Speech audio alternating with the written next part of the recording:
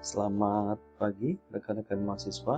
Kita lanjutkan lagi pembahasan kita pada mata kuliah komunikasi bisnis yang pada pagi hari ini kita akan membahas mengenai komunikasi lintas budaya.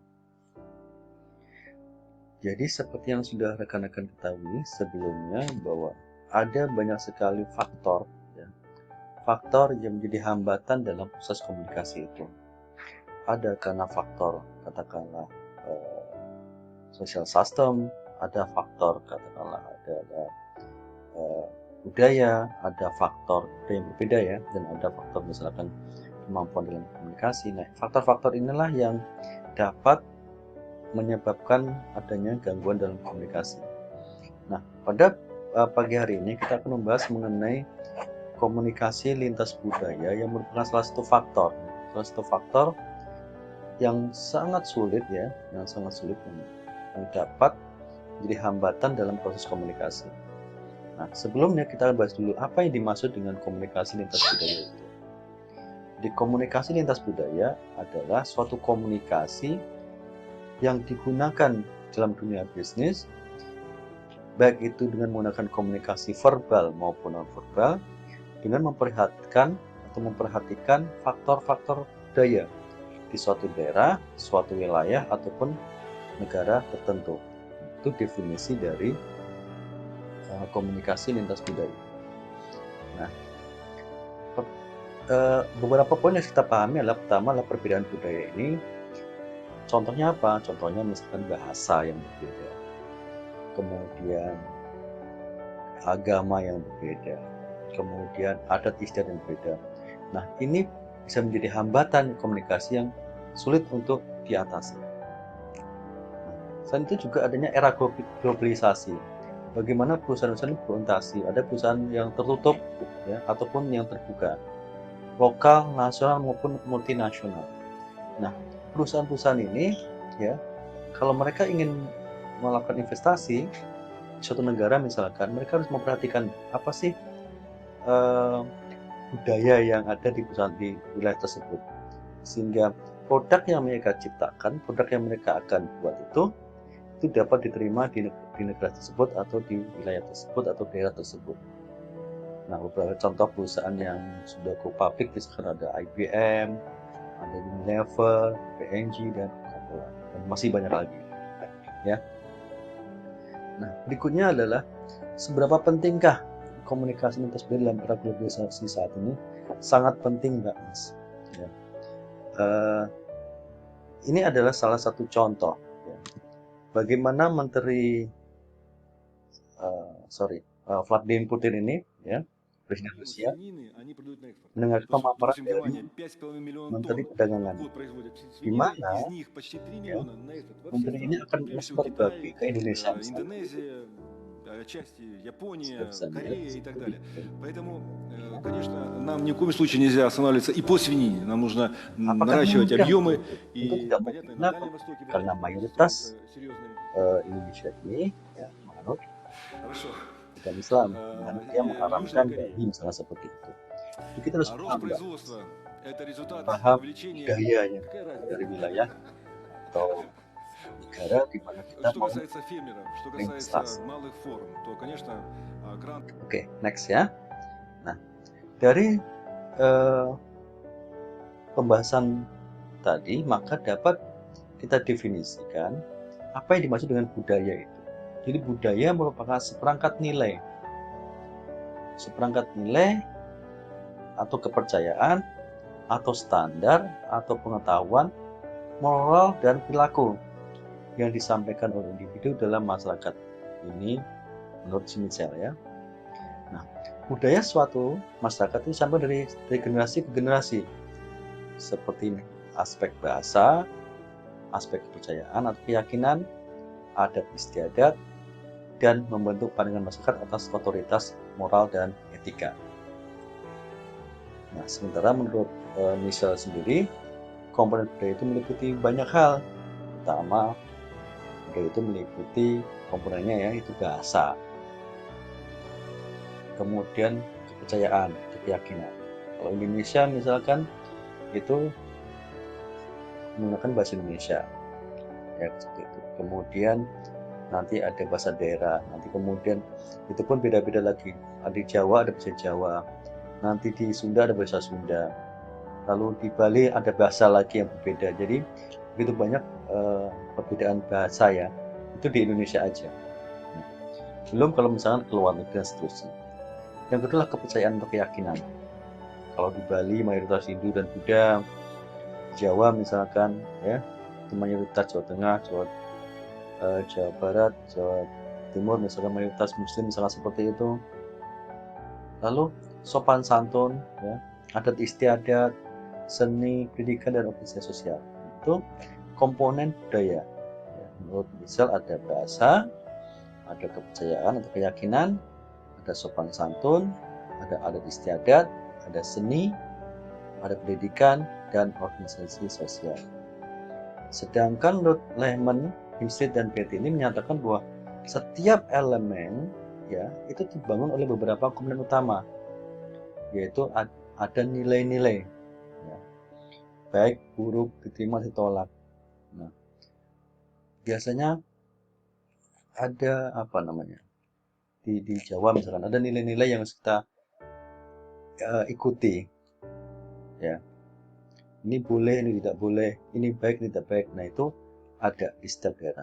Lalu ada norma-norma. Nah, normanya ada dua, norma yang tertulis, ya, ataupun norma yang tidak tertulis. Dan ada simbol-simbol bahasa dan pengetahuan. Jadi sekali lagi, menurut Beatty, Himstead dan Lehman menyatakan bahwa setiap elemen itu terbangun oleh beberapa komponen utama, meliputi apa? Nilai-nilai baik, buruk, ya, terima, ditolak, dan seterusnya. Norma-norma yang berlaku di daerah tersebut, misalkan norma baik, ya, norma tertulis dan tidak tertulis, lalu simbol-simbol bahasa dan pengetahuan. Nah, masih menurut Morphy juga, ya, Morphy dan Hildebrand ini dalam dunia praktis dapat 3 tingkatan budaya, Mbak Mas. Ada budaya formal, budaya informal, dan budaya teknis. Dan sekali lagi, ada tingkatan budaya, ya, menurut Morphy, Hildebrand.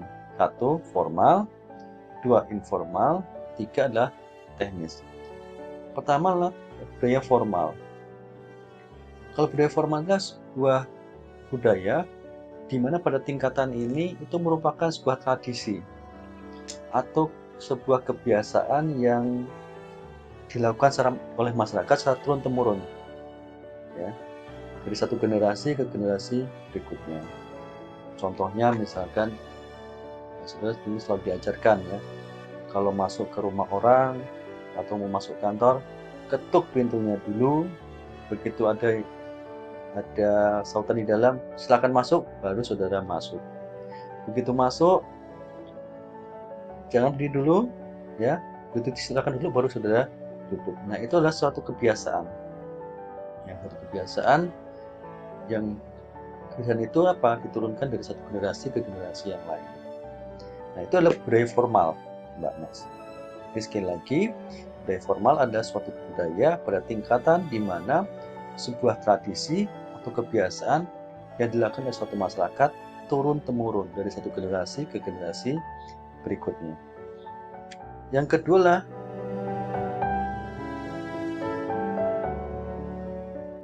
adalah budaya informal. Nah, kalau budaya informal, ya, tidak formal, pada tingkatan budaya ini di mana budaya itu diteruskan dari satu generasi ke generasi berikutnya dengan cara apa? Dengan cara mendengar, dengan cara melihat. Nah, tapi tidak diketahui kenapa kita harus melakukan tersebut. Contoh misalkan, pada saat ini budaya jelek di Indonesia, ya. Jadi kadang-kadang kalau misalkan kita mau rapat itu, di undangannya tertera jam 8 pagi. Tapi kenyataannya apa? Dimulainya jam setengah 9.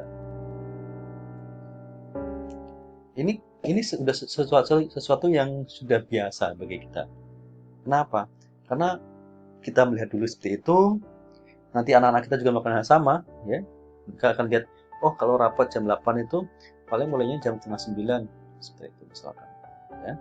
Jadi budaya informal adalah suatu tingkatan budaya di mana budaya ini lebih banyak diteruskan dari satu generasi ke generasi lainnya, ya, generasi di bawahnya, melalui apa? Melalui sesuatu yang kita bisa lihat, ya, kita bisa dengar, tapi kita tidak pernah tahu kenapa kita melakukan semua itu. Tingkatan budaya informal. Nah, yang ketiga adalah tingkatan budaya teknis. Pada tingkatan budaya teknis, ya, itu ada aturan baku yang jelas mengapa hal tersebut dilakukan. Di mana pada tingkatan formal pembelajaran dalam budaya mencakup pembelajaran pola perilaku, pola tingkatan teknis, aturan-aturan tersebut disampaikan secara logis dan tepat. Sekali lagi ada 3 tingkatan budaya, ada formal, informal, dan ada teknis. Yang berikutnya adalah bagaimana kita mengenal perbedaan budaya. Pertama adalah nilai-nilai sosial. Nah, nilai-nilai sosial di satu negara itu berbeda dengan nilai-nilai sosial di negara lain. Contoh misalkan, kalau misalkan di negara maju di Eropa, Amerika, wanita misalkan perempuan mengenakan misalkan pakaian dengan terbuka itu sesuatu yang wajar. Tapi begitu dilakukan di Indonesia jadi sesuatu yang kayak aneh, bukan aneh sebenarnya, tapi ada sesuatu yang tidak enak gitu loh dari sisi. Jadi kenapa ada perbedaan nilai-nilai sosial, di mana satu negara itu sesuatu yang wajar, yang biasa saja, tetapi di suatu negara yang lain, di Asia terutama, itu bisa dikatakan itu sesuatu yang kurang pantas dikenakan. Seperti itu. Itu pertama, nilai-nilai sosial. Kemudian yang kedua adalah peran dan status. Begitu juga peran status dari wanita misalkan. Wanita di negara maju itu lebih dominan, ya, dibandingkan di negara-negara yang berkembang. Kita tahu dulu ada CEO dari Yahoo itu perempuan, kemudian sekarang wakil presiden Amerika juga perempuan, ya, seperti itu. Tapi di negara-negara berkembang itu posisinya, ya, itu tidak dominan, ya, lebih didominasi oleh laki-laki. Nah, itu peran dan status. Yang ketiga, konsep waktu, ya. Penilaian terhadap waktu antara satu negara dengan negara lain juga berbeda dan ketat, dan ada yang longgar. Jadi suatu negara dan waktu ada yang ketat, ada juga yang longgar. Contoh misalkan saudara di Indonesia. Kalau di Indonesia misalkan di Jogja aja lah Mbak Mas.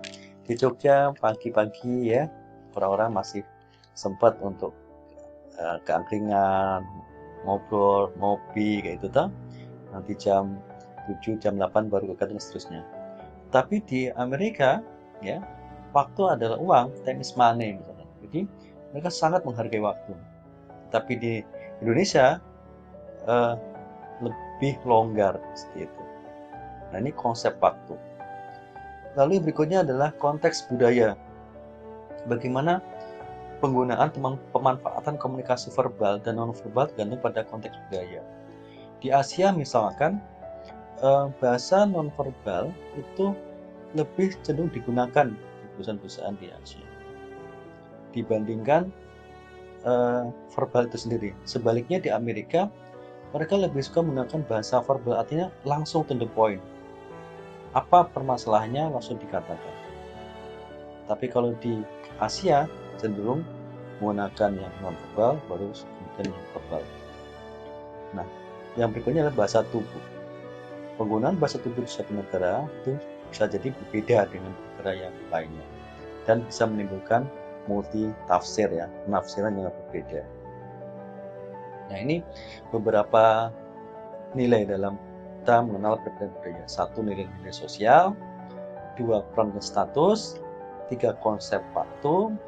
4, konteks budaya. 5 adalah bahasa tubuh.